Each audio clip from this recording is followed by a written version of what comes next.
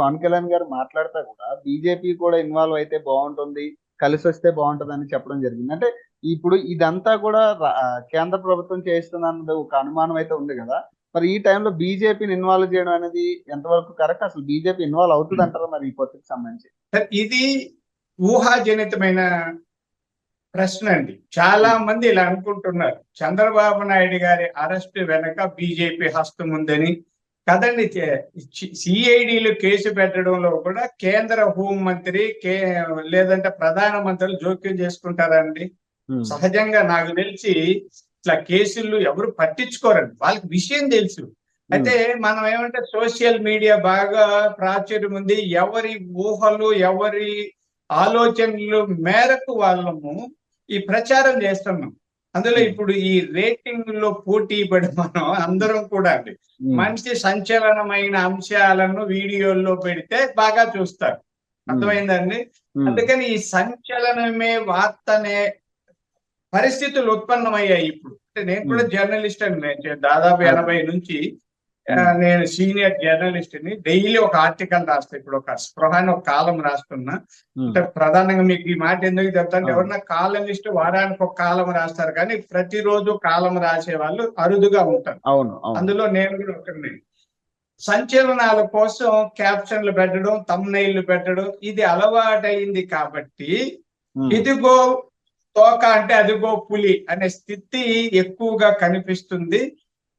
బీజేపీని టీడీపీని దూరం చేయాలనేది ఒక కుట్ర, లేదంటే టీడీపీని కొంత ఇండియాకి అంటే వీళ్ళకి దగ్గర చేర్చుకోవాలనుకునేది ఒక ప్రయత్నం. అంటే ఎవరి వ్యూహాలు ఎవరి ప్రయత్నాలు వాళ్ళవిగా కొనసాగే నేపథ్యంలో ఎవరికి వాళ్ళు చెప్పుకుంటున్నారు తప్ప బీజేపీ ఏదో కక్ష కట్టింది చంద్రబాబు నాయుడు గారిని జైల్లో పెట్టించడంలో బీజేపీ కేంద్ర నాయకుల హస్తం ఉందని నేను వ్యక్తిగతంగా అయితే విశ్వసించను, నమ్మనండి. అంటే బీజేపీ కలుస్తుందంటారు ఈ పొత్తులో? ఇప్పుడు ఏదైతే పవన్ కళ్యాణ్ గారు అడుగుతున్నారో ఈ బీజేపీ కలిసే ఛాన్స్ ఉంటుందా? పవన్ కళ్యాణ్ గారు వాళ్ళిద్దరు కలిసి ఉన్నారండి, కలిసి రాజకీయాలు చేస్తున్నారు. కలిసి రాజకీయాలు చేసేటప్పుడు ఆయనకే ఎక్కువ తెలిసి ఉండాలి, కలిసి రావాలని ఆయన కోరుతున్నారు, కలిసి వస్తారని ఆయన విశ్వసిస్తున్నారు. ఆయన విశ్వాసాన్ని మేము కూడా నమ్ముతున్నాం, అంతే. ఇప్పుడు కలిసి వస్తారా కలిసి రారా అన్నది బీజేపీ ఇష్టం అండి. అది ఒక జాతీయ పార్టీ. మాలాంటి ఎన్ని పార్టీలు ఎగిరితే ఒక రాష్ట్రానికి ముఖ్యమంత్రి అవుతాయి ఈ రెండు పార్టీలు కలిపితే. వాళ్ళు 29 రాష్ట్రాలకి ప్రధానిగా ఉన్న భారతీయ జనతా పార్టీ. అంటే ఆ పార్టీ అధికారాన్ని దేశవ్యాప్తంగా అధికారంలో ఉంది కాబట్టి మేము వాళ్ళని ప్రభావితం చేస్తామనుకోవడం కొంత అది నమ్మశక్యం కాదు.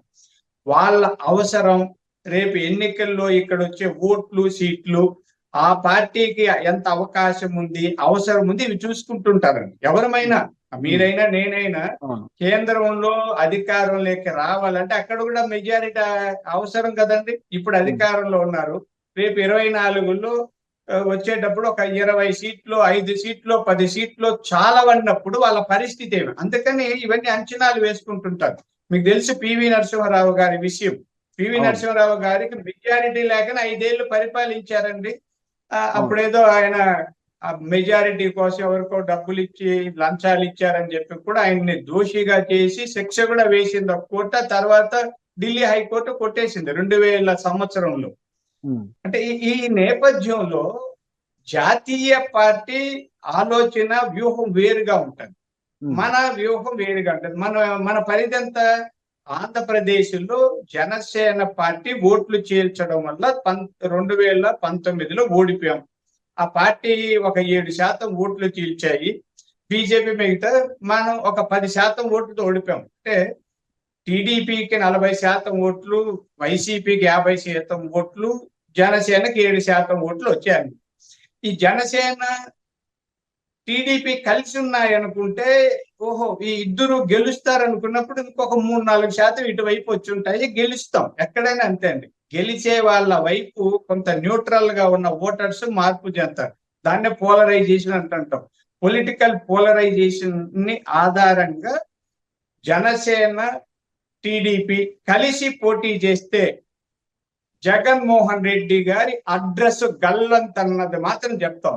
అన్న బీజేపీ ఒకటేనండి, కలిసి వచ్చినా ఇప్పుడు మీ టార్గెట్ కలిసి ఓన్లీ రాకపోయినా గెలుపు మాదే. ఇప్పుడు మీ టార్గెట్ ఓన్లీ వైసీపీ టార్గెటా ఇప్పుడు ఎట్లా అండి మీకు?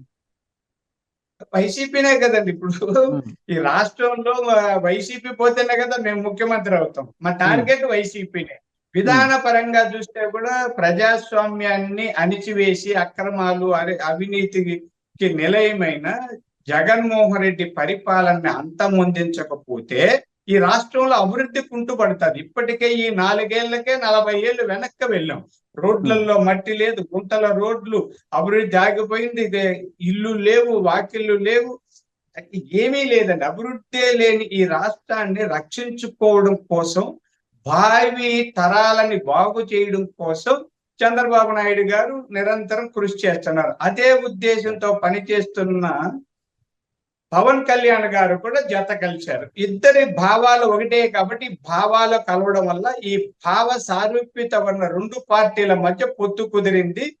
ఈ అక్రమాలు చేసే జగన్మోహన్ రెడ్డి గారిని రాజకీయంగా అంతం చేస్తాం.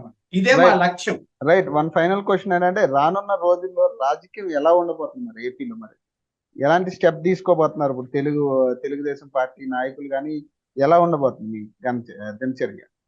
మీకు ఒక సామెత చెప్తానండి. నిండా మునిగితే చలి లేదనే ఒక సామెత. మొదట కాళ్ళు తల్లిస్తే చలిగా ఉంటది, చేతులు పెడితే చలిగా ఉంటది. ఇలా జగన్మోహన్ రెడ్డి గారు ఈ మీకు తొలి నుంచి అందరినీ భయపెట్టడము, బెదిరించడము, నామినేషన్లు వేయించకపోవడము, అవన్నీ చూస్తూ వచ్చాం. అంటే ఒక్కొక్కరిని కార్యకర్తలు భయపెడుతూ అక్రమంగా చంద్రబాబు నాయుడు గారిని కూడా అరెస్ట్ చేసి అయిపోయిందండి. మునిగిపోయాం. అందరూ మునిగిన తర్వాత చలి ఏముంది, ఇంకా చలి తీరిపోయిన తర్వాత తిరుగుబాటు తప్పదండి. ఆంధ్రప్రదేశ్ లో ఇప్పటికే తిరుగుబాటు ప్రారంభమైంది. చలి తీరిపోయింది. జగన్మోహన్ రెడ్డి గారి మీద, ఆయన ప్రభుత్వం మీద ప్రజలే తిరుగుబడతారు. వాళ్ళు ఏదో తప్పుడు కేసులు పెడుతున్నారు. మొన్న మా అంగళ్ళు, పొంగనూరులో కూడా ఒక 500 మంది మీద పెట్టారు. మళ్ళీ 169 మంది, 669 మంది మీద తప్పుడు కేసులు పెట్టారు. నిరసన దీక్షలు చేస్తుంటే హత్యాయత్నం కేసులు పెట్టారు. ఇలాంటి సిగ్గు మాలిన పోలీసు వ్యవస్థ ప్రపంచంలో ఎక్కడ ఉండదండి. ఏంటి, ప్రజాస్వామ్యంలో ధర్నాలు చేస్తే హత్యాయత్నమా, దిష్టి బొమ్మ గాలిస్తే హత్యాయత్నమా, నిరాహార దీక్షలు చేస్తే హత్యాయత్నమా? ఈ నేపథ్యంలో ప్రజలు ఒకసారి జైలుకి వెళ్తా ఉన్నా నాకు భయం. అదే స్టేషన్ ఈ రోజు పోయినా 2 రోజులు రిమైండ్ లో ఉంటే, మామ రాపోదాము, ఏమంతా బాగున్నావా, ఏం మామ బాగున్నావు అంటారు. సవాలంటే ఏం చేస్తారు జగన్మోహన్ రెడ్డి గారు? 16 నెలలు జైల్లో ఉన్న వాళ్ళకు మీకు తెలితే ఏమైపోతుంది జైలుకి పోతే. కాబట్టి రాష్ట్రంలో తిరుగుబాటు వస్తుంది, ప్రజా ఉద్యమం వస్తుంది. ఈ వెల్లువల్లో జగన్మోహన్ రెడ్డి గారు కొట్టుకుపోతారు. ఇంకొక పాయింట్ ఇప్పుడు దాకా ఎప్పుడు కూడా ఐటీ రంగంకి సంబంధించిన ఎవరు కూడా పొలిటికల్ గా ఇన్వాల్వ్ అవ్వలేదు. ఏ పార్టీ ఎవరు అరెస్ట్ అయినా కూడా, ఏ నాయకుడి మీద ఎలాంటి ఇన్ వచ్చినా కూడా, నిన్న హైదరాబాద్ విప్రో సర్కిల్ దగ్గర ధర్నా, ఐటీ ఉద్యోగుల ధర్నా అనేది ఎలా తీసుకోవచ్చు అంటే తెలుగుదేశం పార్టీ దీనికి సంబంధించి? సార్ అంటే నేను ఒక విద్యావేత్త, శిక్షకుడుగా చెప్తాను. కేవలం యూనివర్సిటీ డిగ్రీల వల్ల ఉద్యోగాలు రావడం లేదు. మరీ ముఖ్యంగా విదేశాలలో మన డిగ్రీలతో ఉన్న జ్ఞానం సరిపోవడం లేదు. అందుకని స్కిల్స్ నేర్పిస్తున్నాం. అంటే దీంట్లో ఒకటి టెక్నికల్ స్కిల్స్, సాఫ్ట్ స్కిల్స్. అంటే వ్యక్తిత్వ వికాసానికి దోహదపడే వాటిని జీవన నైపుణ్యాలు, సాఫ్ట్ స్కిల్స్ అంటాం. వృత్తిలో బాగా రాణించడానికి ఉపయోగపడే వాటిని స్కిల్ డెవలప్మెంట్ లేదా వృత్తిలో శిక్షణ లేదా నైపుణ్యాలు అంటుంటాం. కాబట్టి ఈ కేవలం యూనివర్సిటీ చదువులకి సరిపోదు. కాబట్టి స్కిల్ డెవలప్మెంట్ చేసి ప్రత్యేకంగా శిక్షణ ఇవ్వడం వల్ల వాళ్ళలో నైపుణ్యాలు మెరుగయ్యి ఉద్యోగాలు దొరికాయి. చాలా మంది దేశ విదేశాల్లో ఉద్యోగాలు వచ్చాయి.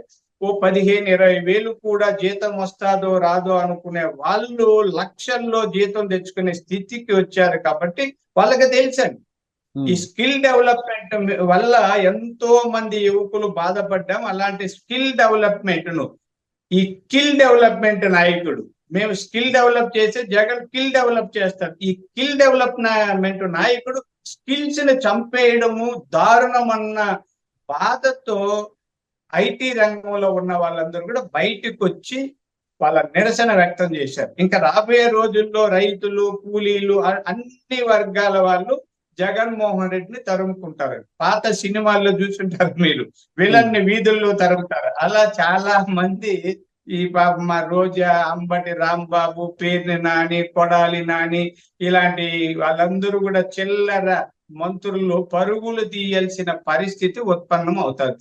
Right. Thank you sir. Thank you for joining.